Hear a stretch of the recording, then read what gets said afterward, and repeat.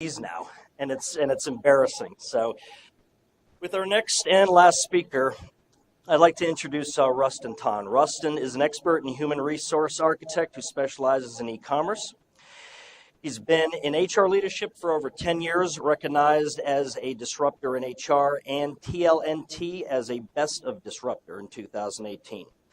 He challenges antiquated ideas around people in the workplace in different businesses by enhancing best practices and supporting innovative ideas. He also serves the HR profession and his peers around the globe with his contributions to HR certification as an HRCI volunteer for the last 5 years.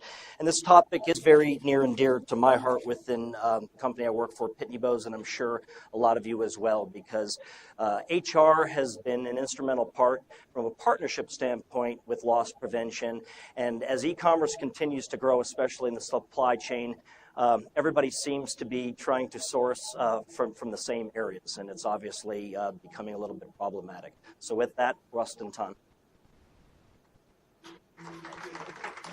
Right here. We missed. So HR's got a little bit of a bad rap sometimes, right? Sometimes I think LP can get in that boat. I just learned a good one from my new friend Liz here. We take the heat and we radiate joy, right? So my name is Rustin. Thank you very much, Glenn, for that great introduction and also for welcoming me here to this conference. It's my first opportunity to speak to a group of loss prevention professionals, so this is new for me as well. So I did spend some time here in Texas when I was a kid. I lived in San Marcos, not too far from here. How many Texans in the crowd? All right, we got a few. All right. What about East Coasters? All right. West Coasters? Yes. Midwest? All right, so we're all over. Anybody from out of the country? Oh, hey, right here. Welcome, and thanks. I'm glad that we're here, and I'm looking forward to share a little bit of information with you about the situation that we're in around labor shortages in the supply chain. We're not alone. So like Lynn said, I've been in HR since 2007. Worked in call centers. I've worked in fulfillment facilities. I've worked in warehouses, and now e-commerce, the whole logistics stream. So today I'm going to share some insights about the talent shortages in our supply chain. Is this the clicker? Is that, okay. To get us started, would a couple of you be willing to share a little bit of your thoughts on your peak experience regarding labor this past year? Anybody got some insights from their peak? They're mic'd up here, so they'll be able to hear you. One word. Go for it. Say it again. Destruction. Like disastrous. And why was that? Everybody pulling from the same pool. Yeah, it's all the same watering hole, right? We're not anywhere else to pull from. Anybody else got an experience? Anybody have a good peak experience when it related to labor? Not a single word. Do you hear that? I should have a thing for crickets. Like, this remote isn't working. How do I do this? This big button here? Ah, we got it. All right. So I didn't get my speaker training before we got up here, so I think we're in good shape now. So today, I want to review what the current situation is. I want to talk to you a little bit about the talent acquisition process. I want to talk about onboarding and the difference between onboarding and orientation. And then I want to talk what I think is key to once we find our talent is actually keeping them, retaining them, and then developing them. And then lastly, we'll spend some time wrapping up and hopefully have some time for questions and answers. So there's the audio guy. Sorry, just a little attention in the back. There's something covering my notes on the screen. So e-com is expected to grow by about 5 times over the next 5 years, 230 billion by 2023. Recent report by CB Richard Ellis came out. And at the same time, we as a nation are experiencing about 4% unemployment in our nation. And so the same report reveals that from 2018 through 2019, we need 450,000 more warehouse workers. So we just kind of heard from the group that where are we going to find these people? So I want to do a little bit of an audience interaction. I know we just had a break, but just to get the idea that we're all on the same boat here, if you could all just stand up, it helps us keep continuing to digest lunch. All right, now sit down. Wait, you got to stand up. You gotta stand up. Full participation here. Should we get the vendors in too? All right. So sit down if you didn't have any talent shortages over the last peak. Right. Now sit down if you had a stable workforce that wasn't a revolving door of temporary workers. All right, you got like one. The lucky few.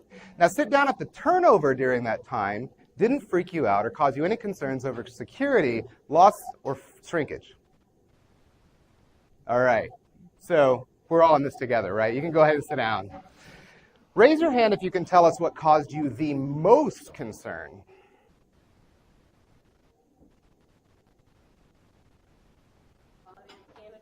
The quality of candidates is going down, right? Because we don't have anybody left to draw from.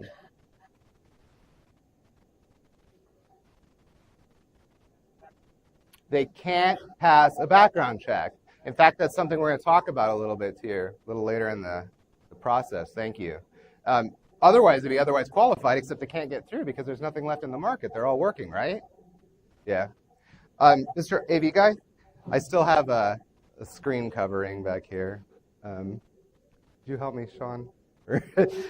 Or yeah, so on this screen, there's still something covering my notes. Thank you. All right, so right now our opportunities to supply the talent in the workforce are challenged. Lower birth rates, we have K through 12 that is producing poor results. We're performing poorly in our education system. Our boomers are retiring. Demand is up, competition is up, demand for pay is up, demand for flexibility is up. None of these guys want to work that are left. And unemployment, where it is, some folks can't pass background checks that would otherwise be qualified. So talent acquisition, education, apprenticeships, and mentoring are some of the ideas I'd like to spark today to hopefully help us get a little bit further along in this conversation. All right, so talent acquisition. There are folks that are looking for us, and then we are looking for some other folks. But that matchmaking, you think about the Tinder apps, right? Like swipe, swipe, swipe, we're swiping left, thanks, no thanks, thanks, no thanks. In my old job, we used to call them TNT. They were like dynamite, thanks, no thanks. And there's a lot of what we're getting right now, right? But finally, you swiped right, and they swiped right. So we like each other. We have a match. All right. So recruiting is a lot like dating, and that's going to be my legacy theme as we go throughout this conversation. All right, and talent acquisition is also one best accomplished by approaching it with a plan, gathering information about what the job is, analyzing what's available, and then tapping into the talent pool using what you know and what you need. From there, we screen, we interview, we assess, and then we offer, and the onboarding begins. So just like anything else that we want to work out well, we have a plan. I mean, who's got the time to make all these plans and be strategic? But let me tell you, the best processes are strategic ones. So we want to know more about our business. So when we start to design our job and what we're looking for, we want to know about not just our function, but what the business is trying to accomplish. So sorry, I've got a lot of action happening up here, so I'm going to ad-lib while they're working this technical stuff out. So we want to identify the role and how we can contribute, and that'll help us make our business case for the headcount. I feel like I need a commercial break. There we go. Ah, that's excellent, excellent. Is this my mic now? All right, thank you very much. It's looking good. All right, so as a support group, it's critical to understand the strategic objectives, and by understanding this, we can plan for our departmental needs and avoid building or growing just for the sake of building and growing. So what are companies' strategic objectives? Do you know what your company's strategic objectives are? Well, one really great way to figure out what their strategic objectives are is to see what they're spending their money on. If you know what they're spending their money on, you know what the strategic objective is, and then you can build your job or your role around that. So start by asking, how does the role contribute to the organization's competitiveness? How will you know if your role is successful? What should you measure? And what business need is the position addressing, and how do you level that up? How about the impact to your organization, and what about scaling it as you grow? Then, what skills and experience does the individual need to be successful in the role? Then we'll write a job description. Now, I know it's tempting to just take a job description off the internet and post it. But it's okay to start with a template, but take the time to identify the skills and behavior and technical abilities necessary to be needed to be successful in the job. And this will enable you to recognize the talent you're looking for when it comes along. Just sticking a job description off the internet right now and posting it seems appealing. Unfortunately, it's just not going to work right now to find what you're looking for.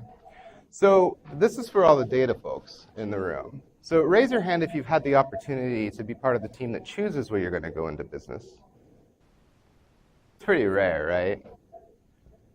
So if you have the advantage of choosing where you do business, you could take some of these data points under advisement. What's on the graph here is from Talent Neuron, who helps us understand cost, GDP, unemployment rates, growth, and employee supply in every market. This is paid-for data. I recommend paid-for data because public data is usually behind the times. You can't usually slice it in as many ways as you want it to, but it does help you make business-informed decisions, and you can leverage that data to find what you're looking for. So on the chart here, there's some e-com and logistics hotspots: LA, Chicago, Reno, Dallas, Indianapolis, and Georgia, to name a few. So if I had the opportunity to plan where I was going to go into business, and I was going to open a loss prevention business with all of these skills, and I needed to have that, I would target Los Angeles because there's plenty of supply. It's a growth there. Now, since most of us never have the opportunity to choose where we're going to business in HR or loss prevention, well, what about looking in Los Angeles for the role and maybe relocating them? Do you get that opportunity much? How many of you are hiring managers in the room? Do you have direct reports? Okay, so we've got a good mix. The individual contributors? Okay, so it's about 1/3 to 2/3. All right, so according to Talent Neuron, I'm going to take it a little personal. I thought that looking for a regional loss prevention manager here in Dallas, Texas would help me articulate a little bit more of how you analyze and find for a job search. According to Talent Neuron, there's about 5,000 loss prevention professionals here in Dallas. There's about 335 competing jobs currently open today. And there are 400 candidates currently looking. I can see my team back here like, how am I going to use this data? So you and I know that loss prevention managers aren't the same, though. They have different skills, they have different background, they have different levels of experience, they live in different places of the cities, and they're made up of different levels of education, experience, certification, training, and so on. So with 405 looking, you need to find talent outside, you may need to find talent outside of your industry. So how do we search for something like that? One creative solution is to try to do, this is one of the parts where we're going to get into and like how you get creative, right? Because the pool's empty.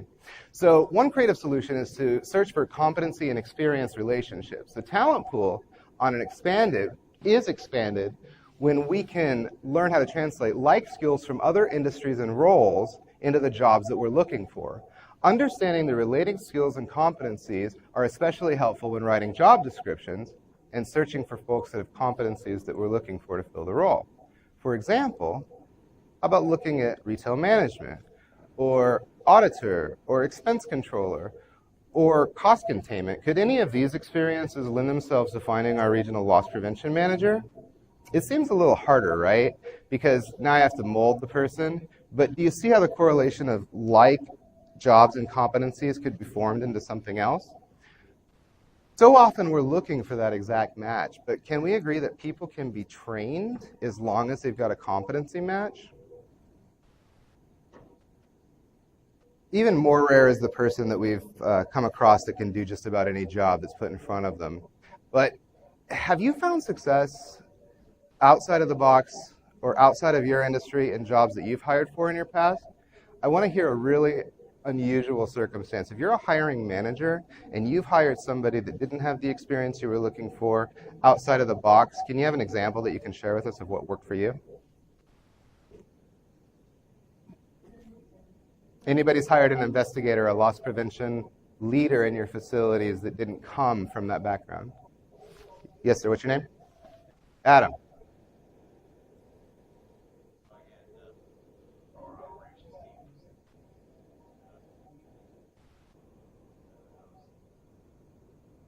Awesome. So operations went into LP. Okay. So what were the competencies that you identify in him that said, this is a good candidate, this is going to work? I'm sorry, I did set you up for that. Mhm.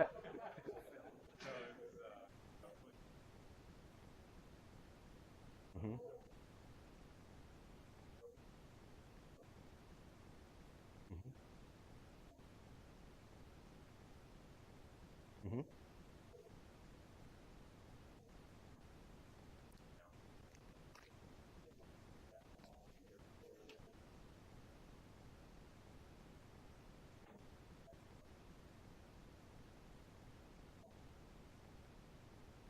That's awesome. And internal mobility is really important right now, especially for retention, that we're going to talk about in a little bit. Did you approach him or did you approach them?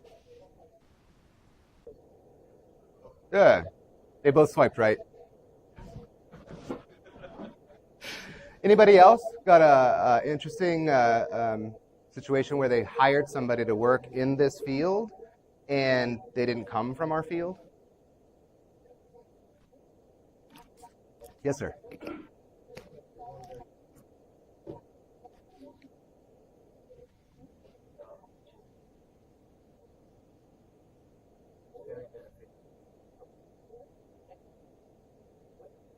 Mm-hmm.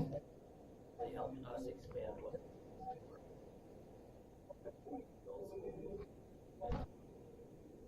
and brought in inventory control Mm-hmm. from into e-commerce and HR. We're now this account program to forego our inventory process. So his knowledge and background in inventory control was very beneficial for us as we developed our program targeted to inventory accuracy. That's a tough job.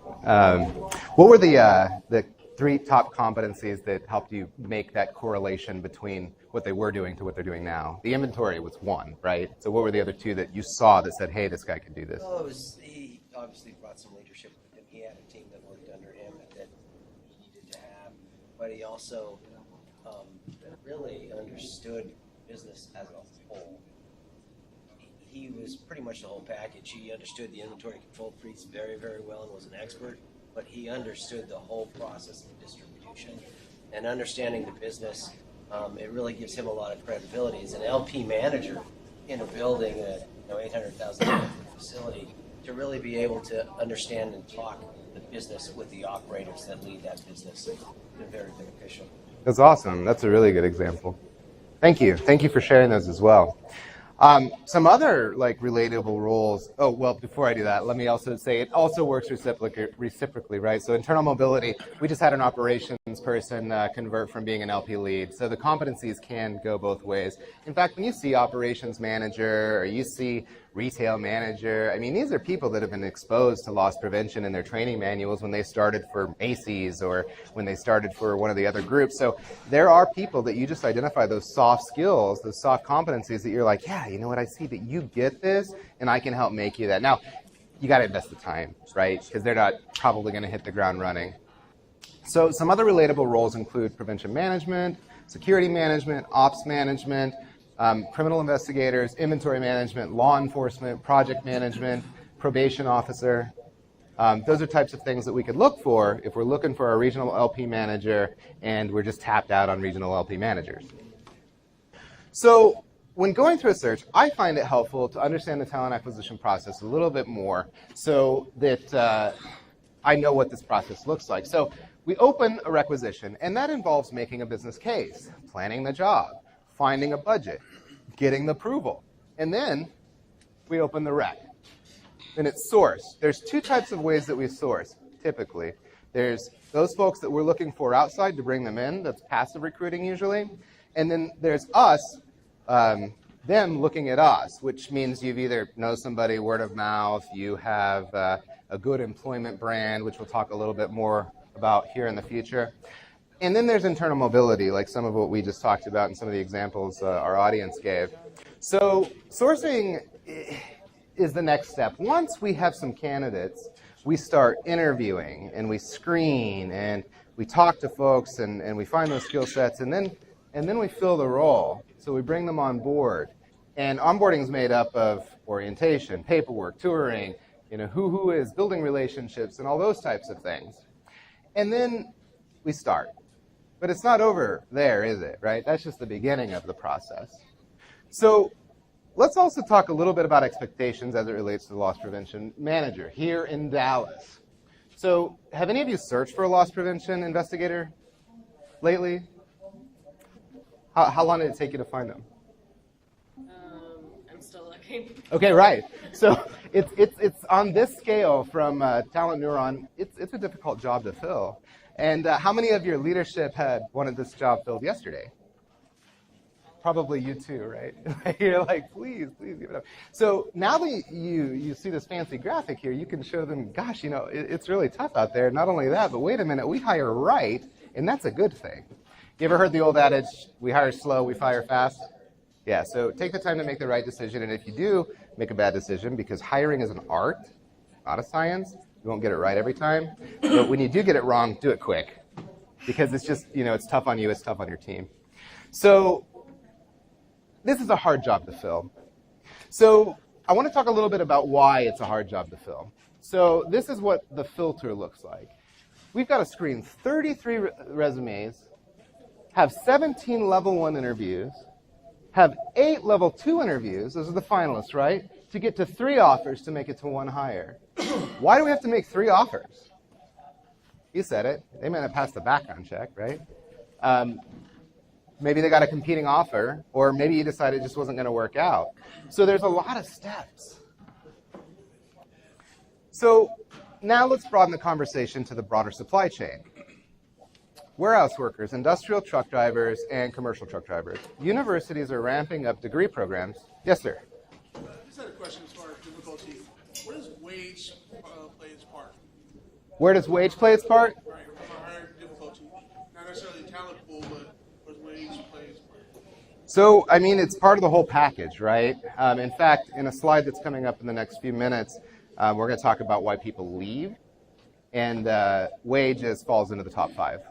But, again, compensation and total rewards, they're all different. So it plays a major component because, we're out there to earn a living, and we want to make a good wage. But I need a little bit more specifics on, you mean budgetary, or is the sky the limit, or tell me a little bit more about what you mean. We're talking about when we pay these investigators, right? I saw the reasons we can't get them in.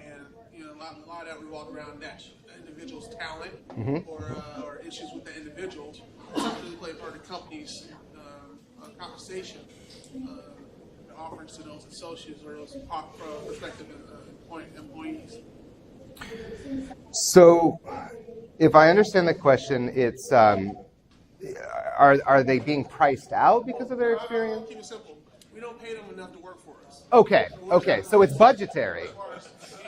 So they're jumping. Yeah, Compensation is tough. It starts with a pay. I'll give you the analytical side, and then I'll give you the reality. We have these pay bands, and based on their experience in the market is where that little triangle moves, right? Where we want to be as an employer. Do we want to be a minimum payer employer, or do we want to be a market competitive employer? That plays into it. So what's our compensation philosophy? Here's the reality. Right now, demand for pay is up, and you can get it. We are in a position where everybody's competing for the same talent. So now it's not always going to stay like that. So I have to just say that it's not the most important thing. In fact, you'll see in some data that I have coming up that it's not the top reason people leave. Say again? I would think it would be they're not getting personal development. He's got it. It's going to be number 1. So, I love that we got some HR background in here. So we're going to broaden the conversation here to include all of our warehouse workers, the supply chain, the industrial truck drivers, and our commercial truck drivers. Universities are aware of the data, so they're ramping up our graduate programs, our undergraduate programs, and our vocational high schools are starting to help put high school workers into warehouses, so that's helping a little. And truck driver shortages, right? You have to be 21 to cross state lines, right? Have you guys heard that legislators have been talking about reducing that to 18? and they just recently passed a program that will allow a pilot for the next few years. I mean, that's a big deal, right? Now, there is some information on the web. If you've got truck driver shortages, there is some information recently out through the Transportation Department that will allow you to certify as an employer and maybe participate in that program. But I've seen truck drivers making 80, 90. Like, isn't Amazon offering like 90 or something right now for truck drivers? Wow, right? So, what about now? Like, what do we do to solve our warehouse worker problems now? Because that's probably what's on your mind. You know, I have this revolving door of people. I have to constantly be thinking about, you know, what's walking out that door with them. So we work through temp agencies. That's a proverbial revolving door. They have gone from being contingent staffers to being more like day labor, and that's a problem. We recruit from schools, and we can shape the talent. But again, everybody wants the plug-and-play person, and we just don't have that on the market right now. We can look at our competitors. We just talked about the clustering, or taking from other industries. That's an opportunity. We can look at things like Walmart or retail, or there's a couple of really great customer service programs out there. You look at like the Starbucks or the Pals out there who have really high, great training programs, and then you try to take from their talent. So that's what we have to do right now. Just posting a job right now, of course, isn't going to cut it. We have to do work. Our recruiters have to call them. They have to call us. We have to put the swiping apps out. We have to do all kinds of things. One button push, apply for job. I mean, that's where we're at right now. If I have to put anything beyond my click to apply for a job, I don't want to do it. That's the market we're in right now. So how about alternative talent pools? The gentleman over here said we can't pass a background check. So we've got a whole spectrum of alternative types. We have developmentally challenged. We have workers returning from career breaks. You know, those are a bigger risk, right? They stayed at home with their kids for a while and they're coming back into the workforce. We have recovering addicts. We have homeless, or those re-entering from incarceration. So one of the people near and dear to my heart in this industry, Aaron Wallace, was our background adjudicator for a long time. And in our team, we have busted some serious thefts in our organization. And every time she cross-referenced that information with our background database, none of them had records. So maybe our correctional system does have a positive impact on rehabilitation, and maybe we have the right screening criteria that we can have a hiring standard that accommodates folks that otherwise wouldn't meet that standard. So now, it wasn't all good. She also says the outliers are maybe folks have just gotten so good that have been busted before that they don't get caught anymore. But I'm sure nobody in this room could get outsmarted by that, right? All right. So dates have gone good. It's getting serious. Let's move in together. Who knows the difference between onboarding and orientation? Just a quick one. Down and dirty. Yes, sir. Well, onboarding would be more of a formal type process where it's inclusionary, multiple days, where orientation is usually a single day. You know, read this, sign this, welcome to the team. Absolutely right. So first 90 days, rather than showing an employee where the bathroom is and where their desk is, take the time to craft an onboarding plan. Set expectations and accountabilities. These transitions are critical. Employees, regardless of their level, are the most vulnerable in their first few months of employment. They lack detailed knowledge of the challenges that they're going to face and what it's going to take to succeed in their new role. They haven't developed a network, they haven't developed their relationships, and the knowledge to sustain them. And again, if you want to retain an employee, the idea of sink and swim won't work in this market. So new employee onboarding is the process of integrating a new employee with the company and its culture, as well as getting a new hire the tools and information that they need to become a productive member of the team. Onboarding new hires as an organization should be a strategic process and one that involves your management and your HR leadership. How employers handle the first few days and months of a new employee's experience is critical to ensuring high retention. Our orientation is a general situation. It's the first day. It's your paperwork, it's where your desk is, it's the tour of the building, it's meeting your leadership for the first day, and everybody gets the same one. Onboarding is a deeper focus. it's specific to the role, and it's ongoing. It could last a few months. It could last up to a year. A good outcome is preparing the employee to be enabled and productive in their new role. Again, onboarding is a comprehensive process. It involves working together with your leadership team and your HR to make sure it's a substantive process and has depth to it. So just like planning out your job description, you want to plan out the experience you want your employee to have. Ask yourself some questions about this. How will you align to the current business strategy? That was part of what we talked about earlier. How and what kind of experience do you want your employee to leave with after their first day? Who walked into one of our facilities or one of your facilities and went, wow, this is a really big and monstrous place, and they're like, here's where your clock-in is, here's where you do this, and then you're completely left standing like a deer in headlights because you didn't know anything? Is that the impression that we want to leave with our employees, and do we think that's a good retention effort? So if you don't plan your onboarding with your direct reports or your employees, it'll be obvious to a skilled employee. And the name of the game in this market is retention. So, y'all remember The Princess Bride? Anybody watch that movie last time? Marriage. Marriage is what brings us together to say. All right, we've got a few Princess Bride faces. So, as employers, we're in a tougher situation than we've seen in 50 years. The stats and the data suggest that we have not been here for 50 years. You found your fit, you found your match, and now you want to keep a hold of them. So save effort, time, and money by working to retain them once you found them. This also works when the market isn't so tough.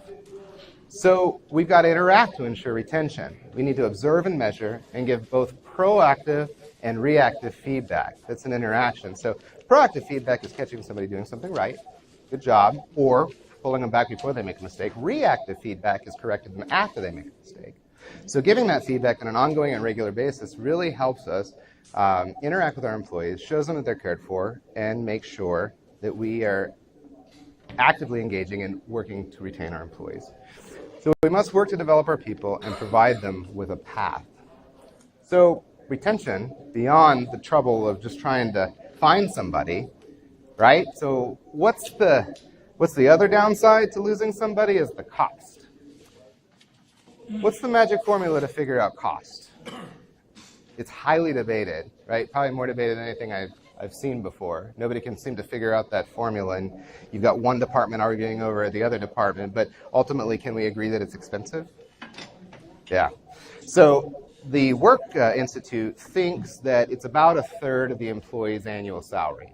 So where does that money go? A third of it goes to the hard costs, the cost to recruit, the background check, the drug screen, all of those pieces, conversion fees, recruiter fees. And the soft costs are probably more expensive. It's 2/3 of the cost. It's your reduction in productivity, your screening time, your training time, your institutional knowledge, and of course all the relationships that you need to build. So somebody mentioned earlier, a couple of folks called it out, why do people leave their organizations? 41 million people voluntarily quit their jobs last year, and that's up 8% from 2017. According to the Work Institute, by 2020, that's going to increase by about a third. Working towards a strong employment brand is really important right now. Beyond word of mouth, there are so many ways that people can write about our organizations online. Top five reasons people leave their employment. You nailed it. There is a lack of opportunity and feeling of security. They have nowhere to go. 2, work-life balance. 3, their manager stinks. 4, they've moved or gone out of distance, or we moved on them, right? 5, their total rewards, to your point. Now, that's a big chunk. 9.6% it's top 5, right? But it's not the number one reason people leave. So if you're a people manager and you're starting to have some of this, see, what can you do to show people that their job matters? How do you tie it to the business? how do you create this environment and culture where you've got this pride that we work for a great company? And how do you reward or recognize? Now, those three things right there, not everybody needs all three of them. They may need one of them, two of them, but find out what your employee needs and then give it to them. Don't just give it to them in vain. Obviously, you want to get organizational goals met, but those three things are going to be good retention drivers. All right, so our talent has the upper hand. According to a recent SHRM article, we saw that the employees are sellers in a seller's market. Ever heard of a stay conversation? Have any of your bosses ever said to you, I want to retain you? Yeah, how did that feel? It was good. Did it give you an opportunity to say anything that you might want to get off your chest? Yeah. So I know that if my leadership came to me and gave me the security that said, you know what, I really want to retain you. What is it that you really like about working here every day? What do you like least?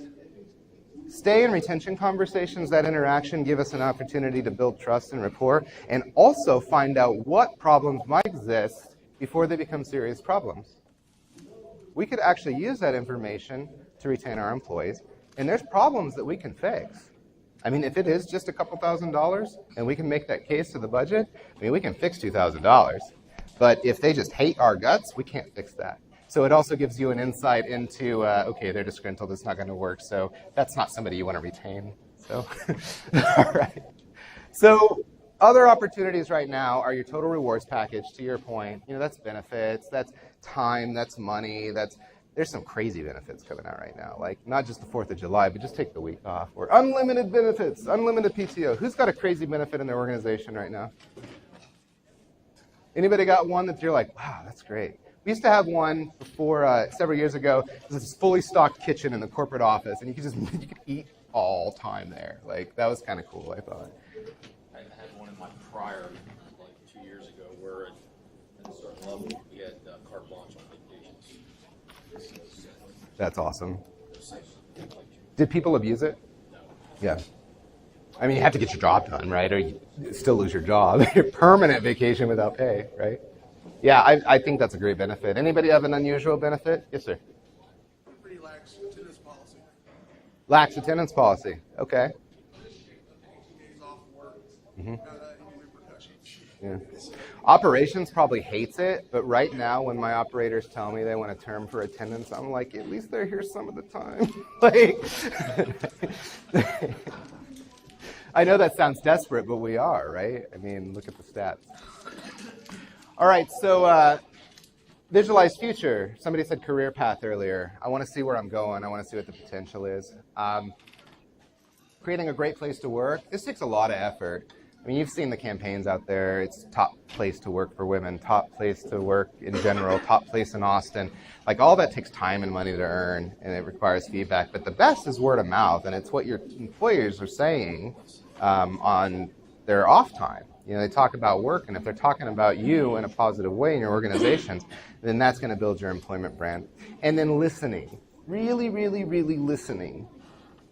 Tune into what your employers are telling you because it's important. It builds trust, it builds rapport, and when employees are heard and encouraged, it helps us improve our employee engagement. All right, develop, right? So part of career pathing is developing our people. Aligning our business goals with our strategic goals, with our individuals, and giving them a path. Understanding the skills that they are missing and then filling them in so that they've got more opportunity for themselves in the business in the future. Giving feedback regularly, and then checking in with them on an ongoing and regular basis. Remember, feedback doesn't have to be formal. It doesn't have to be a performance evaluation. In fact, we're starting to get rid of all that again. It's becoming what they're calling more agile, right? It's just ongoing feedback all the time, either by little nudges or just say something. It shows you're engaged. It shows that you care about them and their development. And if they're doing it wrong, my goodness, don't let them keep doing it wrong. Mentoring. If you go down the mentoring track, it's a tough job. I mean, it's on top of your regular job, right? So it's not just being your boss. You're not just being the boss of that person. But if you're going to mentor somebody in the organization, give yourself a good 6 months to make a relationship with this person, really observe them, and find out what they can do what you can do, what you can offer them to help shape them in the future. And then give them challenges. If you've got somebody that's got potential that's not being met yet, give them more to do. But don't just offload it and delegate it. Remember, delegation also comes with you following up with them. So you're going to want to support them in making sure that the challenges they're given, whether they make it or they need a little assistance, that you give it to them.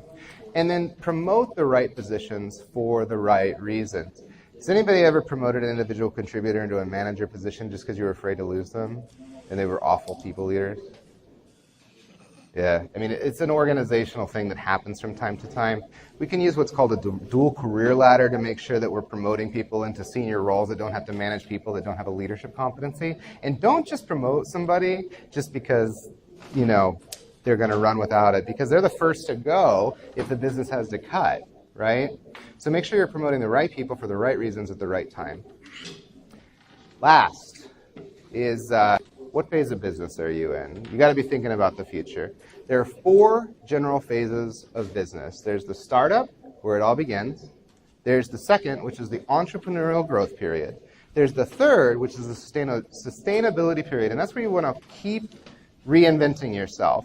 And this is where you have to plan for succession, because if you get to that 4th, that's the decline, and that's not probably where you want to be.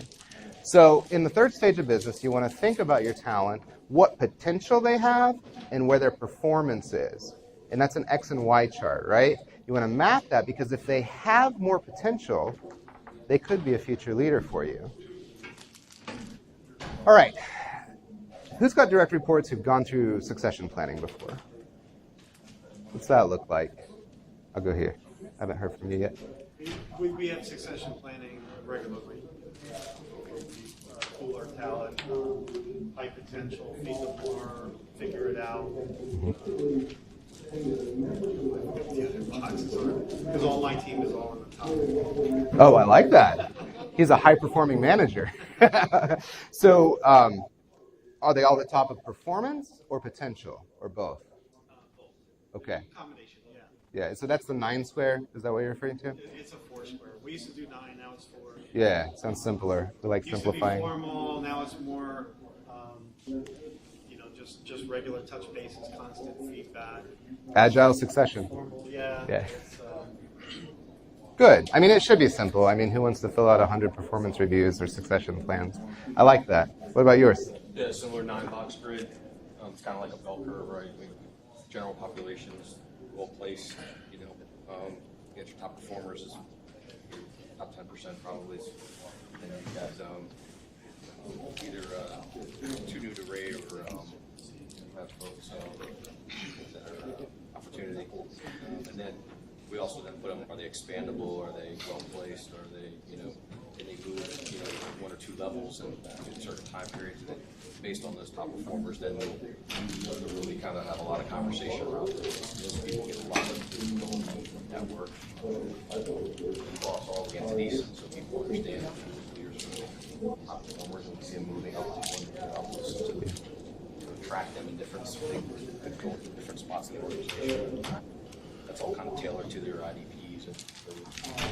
You have a really substantive progress, and program in your organization. And so those really high potential folks that you've identified and those really great performers, when they leave, that's what we call a regrettable loss, right?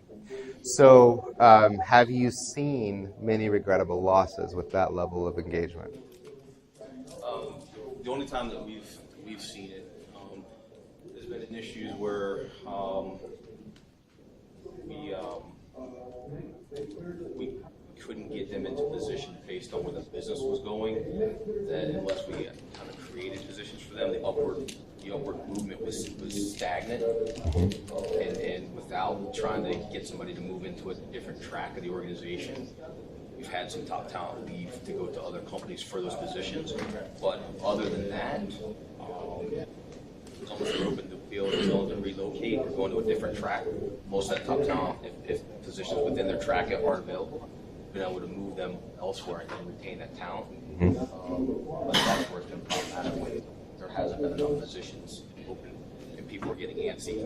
Right. Development's there, they know they're getting antsy, they got strong desire to go to the next level. It's tricky. and then we can't force the business case, or we risk losing them, right? And we also can't force the business case because we don't have an unlimited wallet, right? So it's difficult. Like if you have too many high performers and high potential high performers, then what do you do with them all? So I like that you're mobilizing them into other departments and you're finding a way. So that's really interactive. That's a really good program. All right, so wrapping up, we know what we're facing in the market. I hope you found some insight into the talent acquisition process today. And then once you found your folks, some ideas on what you can do to keep them engaged and retain them. And then what you can do to keep from having the revolving door, accelerating cost, and just never catching your breath. So be a great manager and contribute to creating a great employment brand. Hopefully, that's a little bit closer to happy ever after.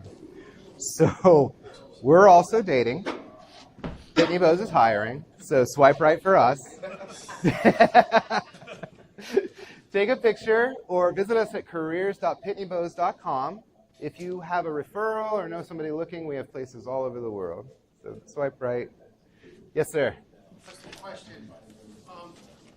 One of the most challenging things for employers, given the current job market, is that you have potential employees who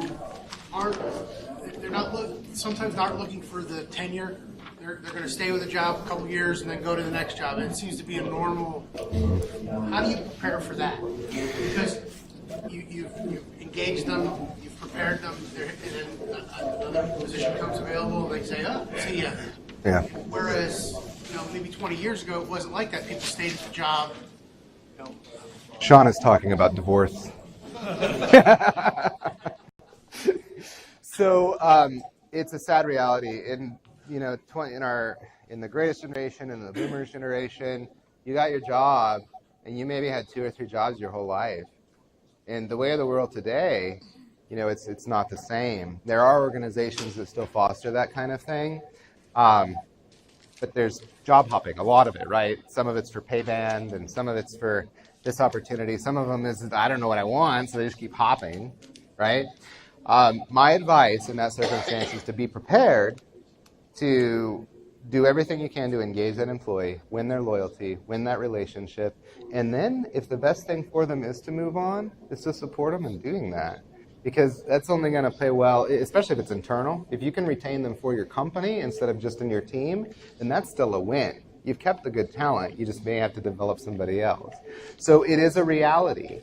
But we have to make an effort, and we have to treat every person that we manage in a way that, hey, maybe this is a succession plan. Maybe this person can fill my shoes later, either when I retire or if I'm moving into a different role. So it is a reality. But it still shouldn't ever prevent you from having those stay conversations, learning what you can about them to keep them engaged, keep developing them. Because, frankly, if you become the manager that keeps developing people and sending them through promotions, that's going to probably help you too. Try to keep them in, though. If they leave out, leave on good terms so that maybe they come back to you someday, especially after all that investment. It's heartbreaking. Yes, sir. As an HR professional, what is your opinion on temp labor versus direct hire? It's difficult. We have found stability in direct hire, and it's really tough to find stability in temp labor. It used to be like you could have a decent flex force, but it's turned into day labor. So it's become very risky and expensive, is my opinion. And I think that I don't really know what the solution is yet, until the market swings, right? But there's got to be a different way. Right now, some of it is the employee value proposition, right? So we have all these expectations and operators that want us to work anytime we want them to work, change the schedule every day, pay as little as possible, and that's just not the market that we're in. So everybody that has a choice in where they work can go out and get it. So I think it's a risk, is what I think it is. So what are your thoughts about LinkedIn, using that as a tool? I don't even know where that came from. Hey, The whole room's mic'd now, so I'm like... So It depends on how much you want to put into it. Every system that we have is only as good as what we put into it. So you can use LinkedIn to go out and passive source. You can post some ads. You can start now, if you're a thought leader on it, you can start blogs and attract people that way. But you're going to get out of it unless you get lucky, which is, every now and then you get lucky. But using LinkedIn as a recruiting source, it's saturated. But you can sort through it and find what you're looking for, but it's going to take a lot of work. Does that answer your question? It does, because I know most industries or most companies, one of their requirements when they're posting new positions, they have to post it when they might particularly already have an internal candidate ready for the role, right? So it's almost like a false hope. Yeah, Keeps people busy for nothing. Creates a lot of wasted time and money on both parts. Yeah, we got to talk with our regulators about that, because usually that means you're a publicly traded company. Yeah. Is that right? So They post internally first. many times we post internally, and we open it for a week or so. And the recruiter, they have an obligation to screen the people that apply to it, but they may not be best suited for the job. So hopefully, and it kind of stinks, right, for the incumbent that you had hoped for the job. But if you do get that rare person where somebody comes in and applies and they're better than your incumbent, then that could be an opportunity. I would say that's less likely, but it can happen. So it's worth as much as you put into it. LinkedIn is your resume now, right? It's gone are the days where you're sending a resume. Or is it still? Right. Well, mostly, yeah. And if you don't have an online presence, that's an issue. You have to. If people can't search you, that's an issue. And LinkedIn is one of those ways that you can find and create that for yourself. Same thing for employers. I can understand if you're a go-getting, entrepreneurial, tackling type of person that wants to go out and brave for the big risk and the big reward. But a company also needs to have a strong online presence, no matter what the size.